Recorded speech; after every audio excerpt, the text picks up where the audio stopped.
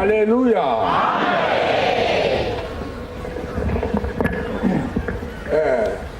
Mozvipa kuna Mwari nemwoyo yese.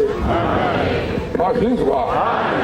Nokuti shoko rake rinoti ndinoda vanondida, vanonditsvaka nemwoyo wese ndo vanondiwana. Unondishayiwa unotadzira mweya wake. Vese vanondivenga vanoda rufu. Norufu rwacho ndirwokutsva egena nokusingaperi. Gloria. Vose vanoda Mwari vachagara muparadhaisi nokusingaperi, vachikudza Mwari, vachida Mwari, vachifara. Vanhu vavana vaMwari. Ndozvakuti vanhu vanobonga. Neidai Mwari wenyu nemwoyo yenyu yese, nenjere dzenyu dzese, nesimba renyu rese. Gloria. Haleluya. Amen. Haleluya. Ivavo ndo vanhu vamukura. Gloria. Gloria. Gloria. Gloria. Gloria. Ndovangirozi vari panyika. Vangirozi vari panyika. Chasara kubhururuka. Gloria. Asimumweya.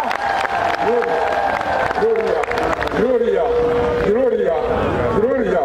Asimumweya wamoto chavachedza, wamunyu wenyika chavachedza chenyika. Gloria.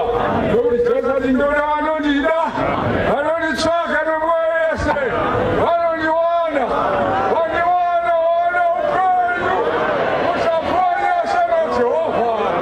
Asi vanonditadzira, vanondida vanotadzira mweya yavo, vanondivenga vanoda rufu. Haleluya. Gloria Hosanna. Gloria Hosanna. Gloria Hosanna. Idai Mwari nemwenyu yese vana vaMwari. Haleluya. Haishi nguva yekuedereka, nguva yapera.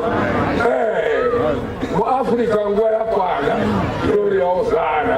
Tamirira kusvika kwake. Gloria Hosanna. Gloria Hosanna. Gloria Hosanna. Tamirira kusvika kwake. Haleluya.